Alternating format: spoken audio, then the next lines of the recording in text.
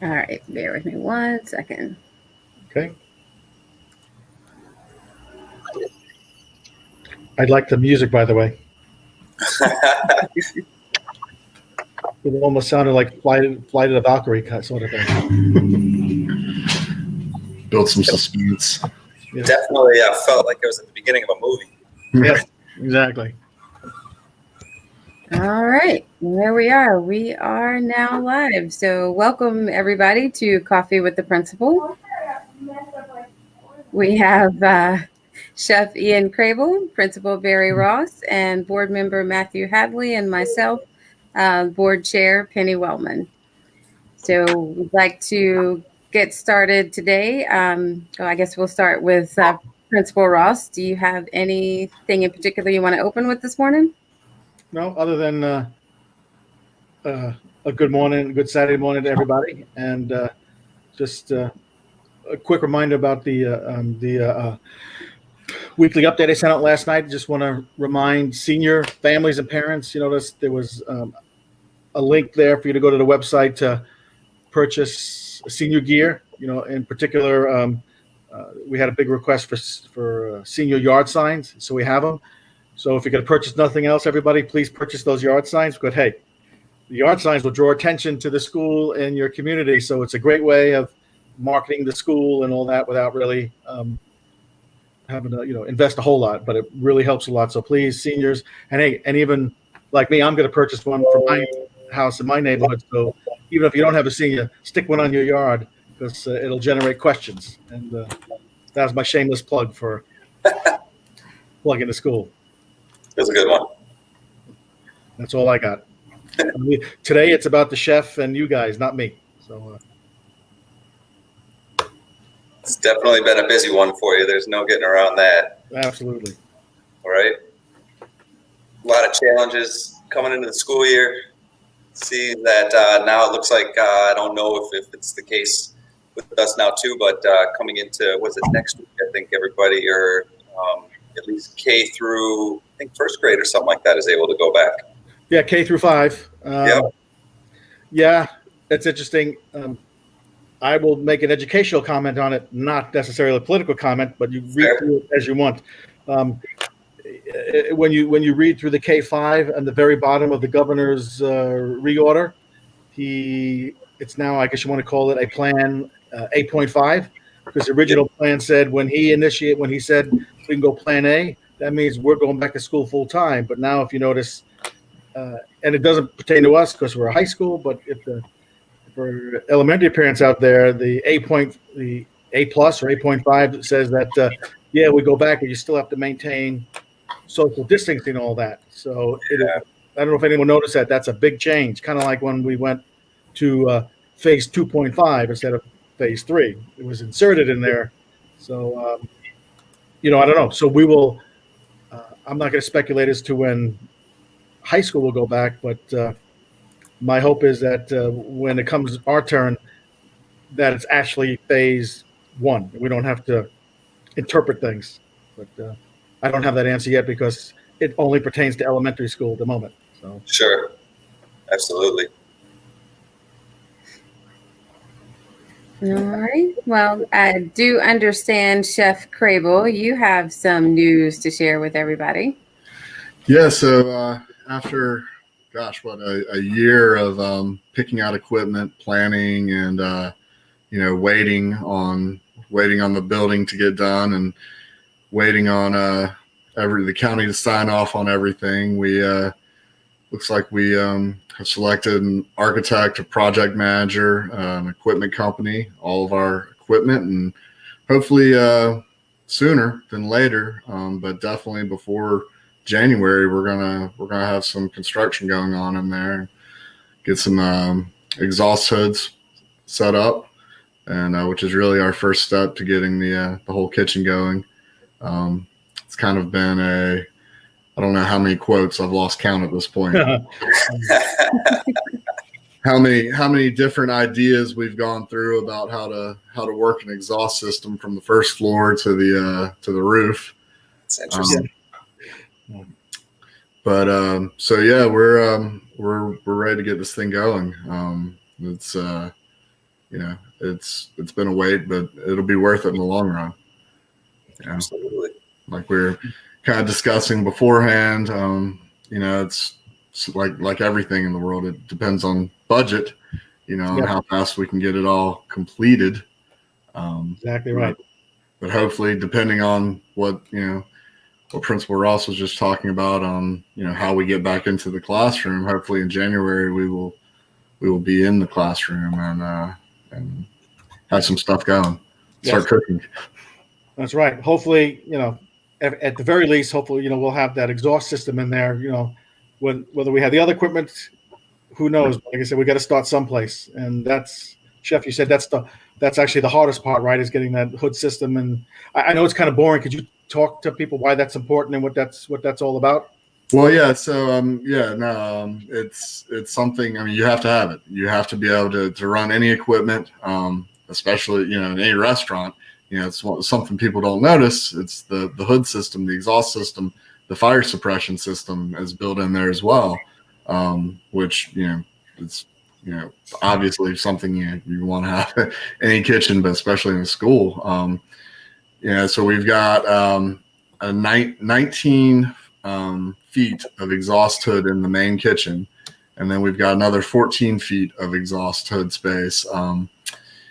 If anybody's familiar with our building, the commons area where everybody has lunch and where we have our assemblies and things like that, there's a couple cutout windows that go to a service area. And so if you can kind of imagine it like going to a Panthers game, going to a Hornets game, those cutout windows will be where the students will eventually come and order. We've got, plans for a coffee station, plans for a deli cooler, sandwiches, wraps, where students can come and order burgers, staff can come order stuff. And that's kind of the idea, is that, everything will be served from that front area. I wish I had a real cool graphic to kind of explain what we're doing, but I don't. So, yeah, but next time, this doesn't have to be the last time. Once we're actually, it's like when the schools started getting built, first all we had was the hole in the ground, Right. But as we got closer, then we had stuff to show people. So unless you want this to be your last time, but I think you guys like the camera as much as I do. So right. next time you come up, we'll have some sort of graphic. Well, that was my actual, my thought for the day. If we were going to do this live at the school, is that we could walk through the facility and I could, say, imagine this here, imagine this there, that kind of stuff. But what we've planned is really it's going to be really state of the art. 16 student workstations, all with induction burners, which I don't know if you guys have ever seen an induction burner before. We'll have those on all of the student workstations. Basically a full production teaching kitchen, just like you would have at CPCC, Johnson & Wales, anything like that. Really a step up from, no knock on, well, yeah, it is a little knock on other schools. It's going to be a step up from what a traditional high school culinary program would be. Right. And if I'm not mistaken, Chef, I don't mind bragging on this. That's my job. Right. So, but to my knowledge, and I'd say I'm 99.99% sure, we will be the only facility, the only school in all of Union County to have what you're talking about. Because even our friends at SPCC, they don't have, to my knowledge, they do not have their own culinary kitchen. They, correct. I don't know if they still are, but at one time they were using Porter Ridge High School from Union County Public Schools. I don't know if that's still the case, but we're it, as far as I know. Is that right, Chef? That is correct, and we will actually be the first high school in North Carolina to do a full culinary apprenticeship program. So that's a little brag there as well.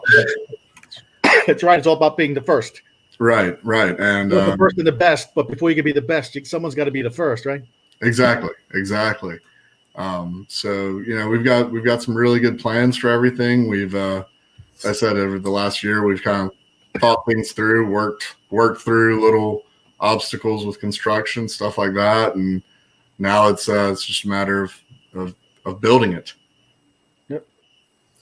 Ian, as far as the restaurant industry and training kids for the culinary, COVID's obviously changed the landscape of the restaurant business Sure. over the last, 8 months or so. What Sure. kind of things do you think, kids are going to need as far as the education goes, or the trend in which, restaurants are moving to or possibly going to? It's the service industry. Before this started, I always told people, and the dean of my culinary school always told us that, the service industry, you can always find a job. If you lose your job, you can find a job, today. Yeah. And it was, I'm not sure what the numbers are, but it was the fourth largest employer, the service industry, the hospitality. So with that being said, it's obviously a very, very tough time for your traditional restaurants. Your brick and mortar come in, dine in restaurants, but the industry's so large and encompasses so many things, healthcare, you can go on and on, public, private industry, hotels, obviously again are affected, resorts are affected, cruise ships are affected. But they will come back, and it's just a matter of not so much if they will come back, but when they will come back. Correct. I would agree with that. Absolutely. It'll change a little bit, but food's not going anywhere. No, people still have to eat. Yeah, that's right. Hey, Chef, here's a question for you. Let's say you're sitting down with interested parent and student, and the parent asks a question. Well, Chef, tell me, my son or daughter's not sure yet which way they want to go, whether to be, learn how to be a chef and go right to work after high school, or maybe they want to look at a path to go on to community college or Johnson Wales, something. So how would you describe to parents the two different pathways a culinary arts student might take upon graduation from high school? Sure. So what, that's always been kind of the question is, do I go directly to work? Do I go to culinary school? Do I invest this money? What's going to make one of our students stand out from somebody that's just going into the industry or going to CPCC or going to Johnson Wales, is that we're really going to, we've got set up with, a course progression where it's, very similar to a college culinary program. So they're going to come out of our school, and if they go to Johnson Wales, they're going to be ahead of all the rest of the students. If they go into the workforce and they've done an externship, say with Rolling Hills Country Club or with Providence Country Club, they're going to be a step ahead of anybody else that's going to work in one of those places. They'll have a serve safe sanitation credential, which is something good, but most importantly, they're going to know their way around the kitchen a little bit. They're going to know how to use a knife. They're going to know how to do all the different methods that you need to do to be able to cook professionally. We start off, like any other high school, any other college culinary program, teaching safety, sanitation, why do I need to wear gloves? Why do I need to cook this chicken to 165 degrees? Because, nobody wants medium rare chicken.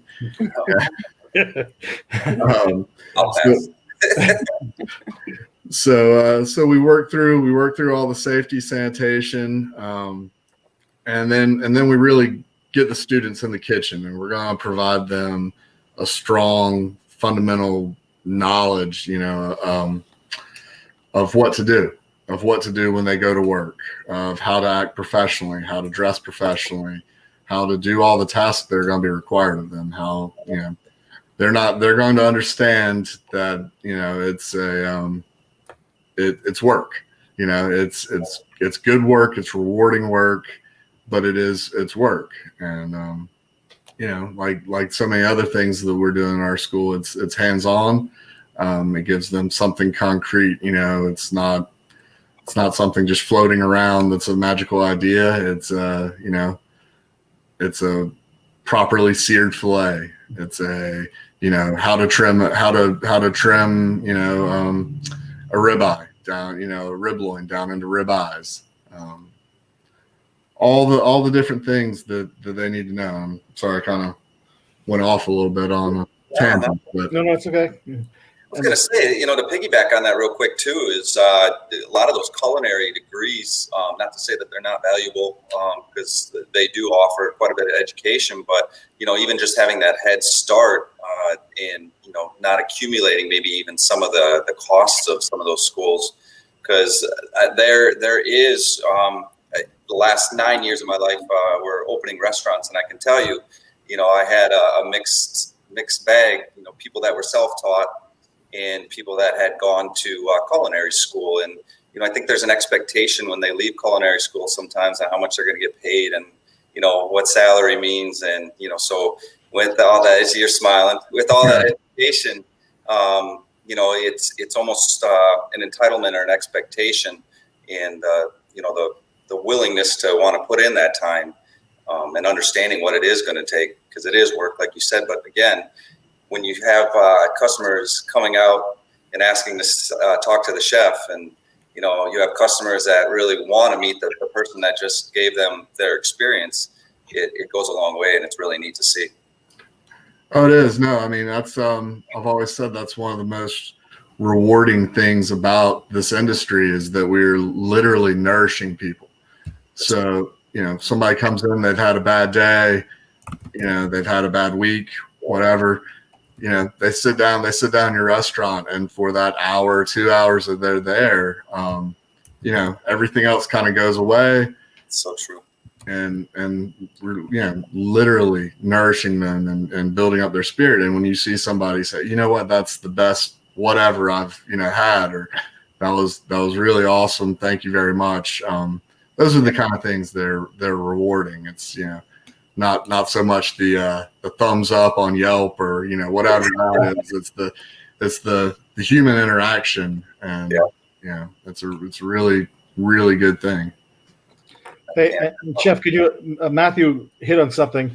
Can you elaborate on it? He talked about the business side of being a chef of a restaurant. So in our program, our students going to learn more than just how to cook, right? Don't you have to teach them the business side of it? Because at some point it does come down to making or losing money, right? Can you maybe elaborate on how that fits into the program?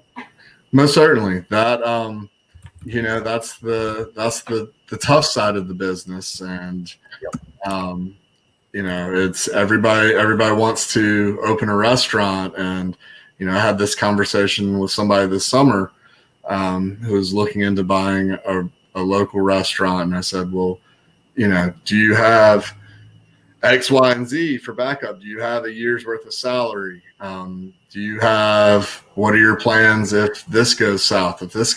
How, if you're going to invest all of this money, what are you going to do? And that's something that I'm very upfront with students about, is that, it's some of the best restaurants in the world don't make it. Especially right now, you have famous Michelin starred, chefs and restaurants that are, consolidating or closing establishments, things like that. And, but yeah, we work through food costs. We work through labor costs, all the other fixed costs that you have, we spend some time doing all the culinary math so that they can see how to properly price a menu item. I think a lot of people just pluck prices out of the sky and then, wonder why they're not making money. And well, if you're selling keep going back to fillets, if you're selling a fillet for $18, there's, you're losing money on it. And so, just try to work through all the different aspects. So you're not only producing future chefs, you're also producing future business people. Is that right? Absolutely. I mean, mean, whether they open up a restaurant or open up a dry cleaning store, right? The concept is all the same. Is that right? Or absolutely. And the restaurant business is it can be unforgiving. So you need to know what you're getting into. At the same time, it can be very, very financially rewarding. So it's the students have to know how to run a business. Because there's some of them that want to get out and start things. It might just be it could be a food truck, it could be a small pizza place, and those aren't incredibly difficult things to start. And but without that knowledge, they're not set up for success, and that's what we want to do is set them up to be successful. Yeah, because it's funny you mentioned. I remember I said I've always told everybody I'm not a career educator at different fields, and I used to be a driver manager at Schneider National. We'd have these, and I call them young because I can't say I'm a kid like them, but the 20-somethings, they'd drive for a couple of years. They say, "Hey Barry, guess what? I'm leaving Schneider. I'm going to go start my own trucking company." Really? That's great. He says, "Yeah, I went to the bank and they're going to give me a loan to buy a brand new Freightliner. A brand new Freightliner is like a mortgage. It's $350,000. Right. The bank don't care. They don't care that you have a flat tire. Get out there and run that load." And I would say, well, that's a great idea if you could do it, but why don't you go out and buy a 20-year-old's Mack truck that'll do the same thing, and you don't have to sweat all these other payments. But you're right. I mean, businesses don't matter what it is. It's complicated, and it's about how do you save money to keep afloat for the first few years. That's true. It's not easy. So, and you're seeing a lot of hybrids now too. Like you were talking about food truck. I see, brick and mortar with food truck, our last adventure was, we were a retail wine shop, and you're starting to see that a lot too. Yep. Within a restaurant, amongst other things selling. So if one thing does kind of, dip just a little bit as far as sales go, you have another one that kind of goes up. And, through COVID, the one thing that hasn't really gone away is the retail market for wine, beer, and spirits. So, when we were closed back, this was in Orlando for the time that needed, there were still people buying wine. So it did float a lot of that stuff. But again, it comes down to understanding the business, and it understanding how to price things out and, prepare for that kind of thing. Yeah. One of my, my favorite concepts of the last 5-10 years have been the food halls, where you go in and there's, basically, 5, 6, 7, 10 different, kind of food trucks without the food trucks inside of an area. And you kind of walk around and you get one thing from, you might pick up a po' boy from one place and then pick up something from another place. And, those are great. And then another one of my favorite things is a little deli that has a market, and you got a produce market, you have a butcher shop, you have a sandwich station, you have a wine section. So you've got all these different areas covered. And if you don't sell X amount of ground beef this week, well, then that ground beef's going into the soup. If you don't sell all the produce, that produce is going to the soup. So there's really no waste. Yep. I will say I had last restaurant had an Italian chef, and anything about Italian, they do not waste anything. No. It's been used, but that was such a driver of food cost, and it was so amazing that you had that talent, that it mitigated a lot of other things. And to piggyback on what you just said, Ian, with the concept, the other one that I saw was almost like a field. It was an empty field. This was in Orlando, Lake Nona area, so south. And what they had done is they had a big commissary kitchen that was also a restaurant or a dine-in restaurant. But across the street, that kitchen was big enough that it then furnished all the food for these other vendors, and it was an outside experience. And it was a really neat concept as well. Yeah, and I think with going back to the situation the world's in right now, those kind of outdoor venues, those are something we're going to see more of. Just because it gives, not only does it give fresh air, but it gives choices to people. As far as, well, one of my kids doesn't like this, I don't want this. Takes that out of the equation. Hey, Chef, I just interrupt real quick. I guess I don't know. I don't know, Penny, if you're seeing these questions, but it's asking me. So, Chef, I'll pose you. There's the question from an audience member asking us: will students need supplies of their own, or will they be provided it? So our intention is to provide everything that they need. Now, we might get into. I haven't really gotten into the uniform part of it. Most, all the knives, all the equipment, all that stuff, you would typically buy as a first-year culinary student. We're going to have all that in our kitchen. So a student's not going to need to go out and spend $300 or $600 or $900 on a knife kit. Depending on, what the linen service charges us, Right. We may be able to provide chef coats for everybody where they, go to the locker room. We're kind of lucky. We have a locker room right around the corner from the kitchen.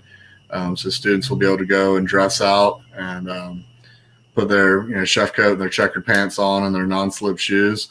The one thing I don't see us providing are the non-slip shoes, and they're not terribly expensive. I don't think people really want to wear community shoes. I would think you're right about that. But someone might argue, well, bowling alleys do it. True, Right. That's true. That's true. But I don't know. Bowling alley shoes, as unsanitary as they may be, right. versus We're not a bowling alley. versus kitchen shoes that have been covered in whatever's floating around the kitchen. Right. That's just me personally. I don't think I would want to wear a pair of community clogs. I agree. But that was a great question. Hopefully there's some more people will post some more questions out there for you to. Yeah, no, absolutely. And That then- was a great one. In the interim, I'm going to ask, I know you and I talked about it, but we haven't talked about it in length. And I'm going to, I've always said, kids are, whether it be you or my automotive shop or whatever it is, students are going to wake up one day and say, hey, you know what? I'm going to be a chef and just jump right into it. They need to get excited about it. And I know you and I have talked about like Johnson and Wales, fortunately my wife and I, we've always been in a position to send my daughter to culinary camp, they called it. So like Johnson and Wales, they at least they did when she was young. They had two camps. They had what they called the culinary camp, where learning about meats, being that kind of chef, and then they had the baking camp. And we sent her to both for her to find her way to find out which one. And it's like she ended up gravitating towards baking. And I mentioned to you, we have to get 7th and 8th graders excited about wanting to come to the program. So, and I know I don't want to put you on the spot and thinking about it, but when the time comes, we want to start that because, again, there's nothing like that in Union County, and it's easier to come to us than it is to go to Johnson and Wales. So, have you thought about what, assuming our kitchen's up and running, what our summer camp might look like for, schoolers? Yeah, so I think there's which you did bring in some of her macarons about a year ago or so. And she learned that at Johnson and Wales. Those are not an easy thing to make. But no, I think that's set up. I might bring somebody else in to help out with the baking. I've taught pastries on the college level, but that being said, it's not my favorite thing to do. I tend to gravitate towards savory foods. I think that's the case with most chefs. The difference between chefs and bakers, there's always a little bit of a rivalry there. But what I would like to do is have like exactly what you just said. A week of savory cooking, a week of sweet pastries, desserts, that kind of stuff. My kids have gone to some of those kind of things as well. I think my daughter went to one a few years ago that was like a vegetarian one. Did not know that. That was pretty neat. It was actually vegan. So that was kind of a neat one. So yeah, I think and yeah, you're right. Moving into at the college, we would go visit middle schools throughout our district and show kids how to make chocolate ganache covered strawberries, and just little things like that, little projects that kind of pique their interest, but something that they can go home and say, oh, I know how to do this. Well, I know how to cook a burger. I know how to, I know how to properly roast, some potatoes. Let me help with dinner. Let me cook dinner. And those are the kind of things that get people interested and get people, thinking down this pathway. And kind of what Matthew was saying earlier about kids coming out of culinary school and thinking that they're the chef right away. We have to, I always try to reinforce to students that, you don't come out and just be chef. You're going to come out, you're going to do salads, you're going to do dessert, you're going to work the pantry is what we call it.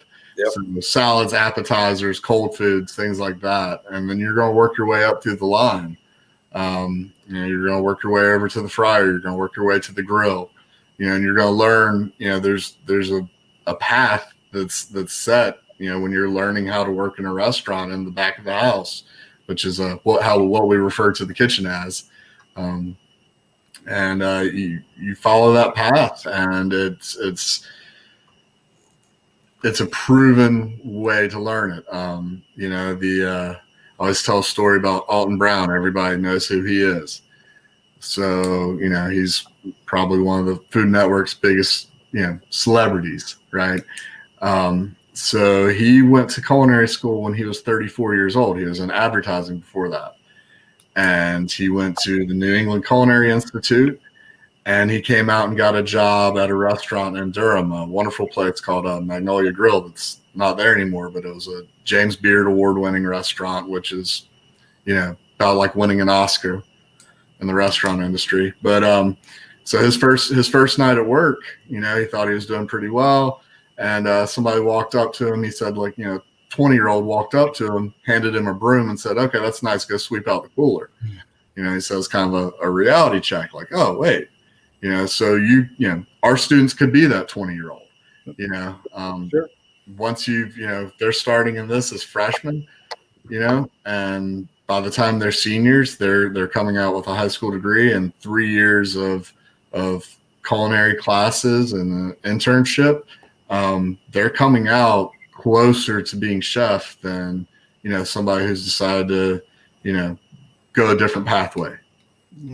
And I guess this is for Chef or Matthew. There's another question from our marketing technology coach. She's asking, what is the typical career progression after school? And I assume at this point we're talking after high school versus college. So what's the typical career progression? So that's kind of the way you would work through it in the restaurant. Without further education.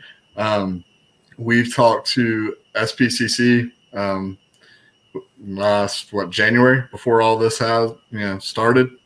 We were talking with a representative from SPCC about setting up some programs where our students would get credit with them.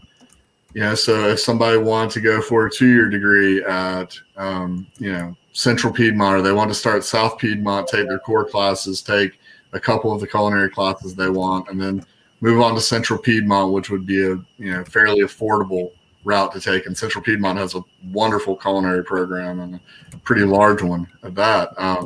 Or finish a 2-year degree there, then they could go to Johnson Wales, finish a bachelor's. Appalachian State and East Carolina both have 4-year hospitality programs. So, there's that pathway they could take. And then just depending on what that student wants to do. There's a lot of different pathways. I mean, there's about 12 different chapters we go through of different industries that students can work in. And depending on what they're interested in, what their passion is, they can go a lot of different ways. Well, maybe we could personalize it, because when you were interviewing for the position, because I think you have what marketing technology coach is looking for. It's like you weren't actively in a restaurant because you were doing some sort of management job. So maybe could you tell the audience how you went? Sure. You went from restaurant to X to Y to Z kind of thing. Yeah, most certainly. So I, as you can tell, me talking about CPCC, I went to culinary school at Alamance Community College, which is about 20 minutes outside of Chapel Hill. I did an internship at Crook's Corner, which is a pretty well known restaurant as far as on the national restaurant scene. Is definitely is well, I guess as the New York Times called it, sacred ground for Southern foodies. So I did my internship there, and we moved.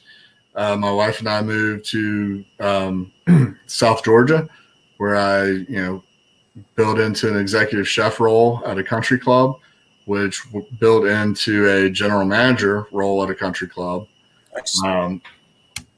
And along the way, I kept passing a building and looking at it and saying, that could be a really neat restaurant. And it was a 100-year-old feed and seed store, and so turned that into a restaurant, and then got involved with another project, rebuilding a country club that had been closed and rebuilding the golf course on that.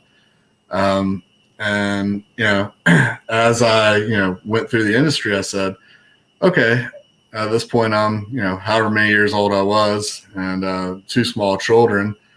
Do I want to continue to commit 90, 100, 110 hours a week to owning my own restaurant? What do I want out of my career? And one of the things I've always enjoyed and found to be rewarding was training staff. And that was kind of what got my mind going with education. Was like, there's, one particular kid, he came to work for me. He was 14. He started as a dishwasher. His mom called me the end of his first week and said, he's absolutely worn out. He's soaking in the bathtub and Epsom salts. He's tired. He's, like, what are you doing to him? And I said, he'll be fine, and then 3 years later, I see him, go to culinary school, and to this day, he's built a good career for himself, and that was a very rewarding thing for me personally. So that's what got me into education, and the fact that I can kind of give back what my teachers gave to me and what the chefs that I worked for gave to me. And along the way, as we've kind of talked about, the education doesn't necessarily pay the best. The rewards are great, but the financial stuff, not the best thing. So I've done some consulting on the side, and then done management. Done management for a group of 55 and up communities where they build through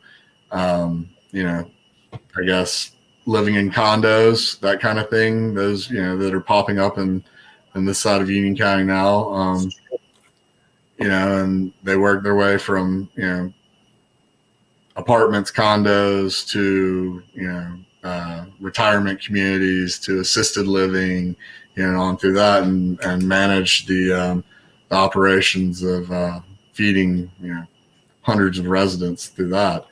And, but while I was doing that, I always kind of had my eye still leaning towards education.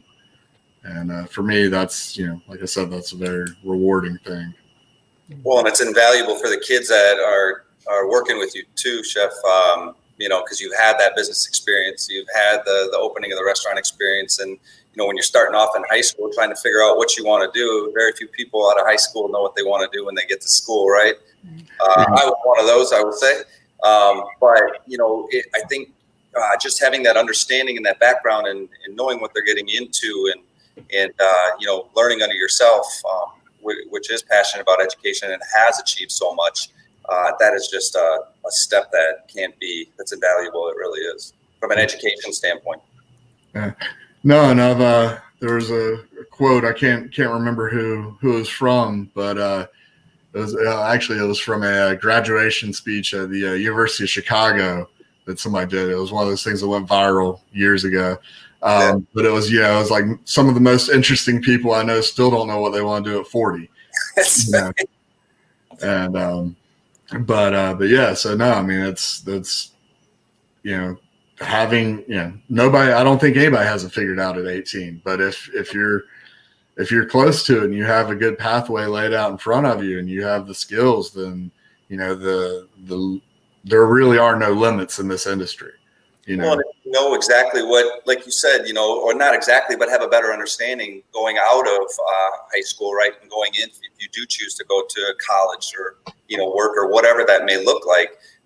It lessens the cost of the schooling too, because you're not in there as long, knowing what you want to do and what path you want to take. So there is benefit there as well. Certainly. So we've got a couple of more questions. I think the first one will be pretty easy for you. It is, what is the estimated cost for tuition? Great question. Yeah. Good question. For tuition with us is zero. Yes. Yeah. We are a public charter school. We're a public school. You cost you nothing other than whatever, like the chef mentioned, whatever auxiliary fees there are for his class. And like any public school, we will have families that the fees will have no impact on them financially, and then there'll be other students that it could prevent them from taking chef's class, just the fees. And of course, then that's where I come in as principal. It's my responsibility to make sure the finances do not hinder the student from taking his class. We will make sure they have shoes. Yeah. We will make sure they have the clogs. That's right. Well, while we've been talking here, I'm sorry my phone went off earlier, but I have a friend out of Orlando, Hapco, that is involved in music and arts and gets kids involved in culinary. Is one of the arms that is starting to form there, and he just said that he's willing to sponsor a couple kids, if things are needed like that. So awesome. Fantastic. That's great news. Yes, it is. Fantastic. So we do have another question. How long is the program at Apprentice Academy? Okay, so quick walkthrough. The culinary one is one semester, one block. So the way we do things at our school, you're basically, I don't know what would be the best way to explain this. That we're knocking out a year in a semester. The way we're set up with our block scheduling. So the culinary one, again, like safety, sanitation, career pathways, different business knowledge. Culinary 2, again, same length of course. That's when we really start getting into the kitchen. The lecturing kind of ends. So really get everybody involved. And then culinary 3 is when we're going to knock it into a 2-block course, which would be 180 minutes a day. And that's when the students really, just absolutely get immersed in it. And doing that along with an either internship or externship, as the school grows and as the program grows, hopefully we'll get to the point where I can only have so many interns working for me. And, I've already had, a chef at Rolling Hills, for example, we kind of set up, some stuff going forward with him, and then a couple other restaurants in the area. So we'll set up those externships for students to do, along with the culinary 3 course. So hope that kind of answers that. It's amazing. Yeah, thank you. Actually, looks like Joseph's watching right now. He said the last couple questions or last questions were Hapco is Joseph there. So I'm not sure what his questions were, but. Okay. Are there any other right. other hanging questions out there? I haven't, don't have any more posted yet. I think we've got a few more minutes if anybody has any final thoughts. And I was thinking, Chef, maybe what we'll do is do this again. Yeah. Once maybe the exhaust is being put in, and then do that, walk around. Yeah. You were talking about. Well, I think before we sign off, actually, I have a question just dawned on me because you and I have talked about it, but I get myself and Mrs. Kenner, we get questions all the time from parents. What's the word I'm thinking for? Are we? Do we have a certification of some kind as a school? So same thing with and what we talked about it. There, I guess in your profession there's a kind of two certifying bodies. Depending on the chef, depending who you are. So do you have thoughts about which approach you want to take, and what is the significance of being a certified kitchen or whatever? I don't know what the terms are, but so yeah, no, absolutely. So I'm a American Culinary Federation certified executive chef. What that means is the American Culinary Federation has roughly about 17,000 members throughout the country. There are currently about 2,000 certified executive chefs. Then there's the next step up would be a certified master chef, and there's roughly about 60 of those at any given time. The test for that is somewhat of a beast. It's a 5-day practical test with a number of chefs watching every move. Mine was a 1-day. Was a lot of stuff goes into it, but without getting too much in the weeds, the actual practical test was 1 day with 4 chefs watching me. Plus, I was doing it at I was doing the test at another culinary school, and they decided to invite their students in. It was kind of a stadium kitchen, and so their students wanted to watch me take the certification. So cool. So that was a little bit intimidating, but not too bad. What our goal is to eventually be certified by the American Culinary Federation. Alongside that, there's the National Restaurant Association.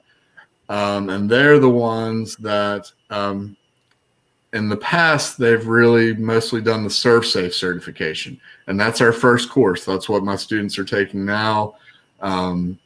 That's the why we're not going to cook medium rare chicken course.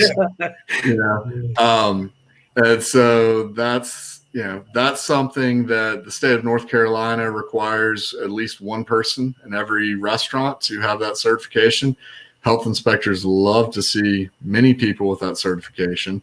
Most places typically will pay, a starting employee, even our students, $1, $1 more an hour just to have that certification because they need their employees to have it.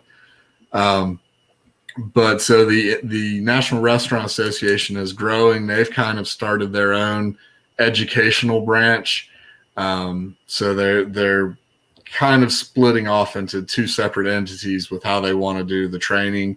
But they go along together. So I hold certifications from both. I can see the benefit of both. In the long run, the American Culinary Federation has, it's been around over 100 years.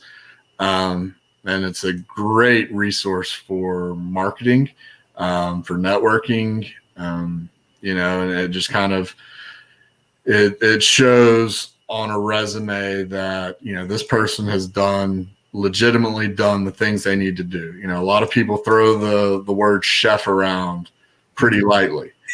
And I'm sure, Matthew, you've probably seen this. Oh my gosh. Yeah. In the industry, Yeah. No doubt. So you don't get the certification without putting in the work and without having the knowledge and demonstrating it. What the eventual, and this, even at a college level, it takes about 5 years for a college to get a fully certified program. It is an enormous amount of paperwork, of time, multiple inspections by their staff to show that you are doing everything that they want you to do. And but at the point where we get that certification, our students will be coming out as a certified culinarian, which is the first certification climbing the ladder, so to speak, with the ACF. That's amazing. Yep. Very interesting. All right. I Matthew? see there's a question out there. I don't know if they're directing it toward the school or to you, Chef. I'm assuming because it says, "Do we have a certification?" That was your question that you were just asking that Chef just Oh, I answered. answered. That's funny. That's funny right there. All right. Oh, that's We funny. will. Yeah, any other final thoughts? Matthew, did you have any final thoughts? No, actually, it's really neat that this opportunity presents itself because, even in high school we had home ec, but home ec is not, culinary, as you know. So it's just, I feel like it's just such a neat offering. And, like I said, to have that experience under Ian, teaching is the business side of things, because that is an absolute crusher of restaurants. All the great intentions don't go very far if you don't have the business background. And I've seen it a bunch of times. Orlando is obviously a hotbed for tourism, and I've seen places in very heavily foot trafficked areas that just can't seem to get it under wraps. So it's one thing to be very skilled. It's another thing to have that business background as well. Certainly. All right. Yeah, we have a viewer, Pat Rooney, who says bravo. So bravo to you guys. Thank you. Thank you for watching. And I guess we'll go ahead and wrap it up for today. So until our next coffee talk, we'll see you guys later. Bye, everybody. Thank you, guys. Have a great weekend. You too.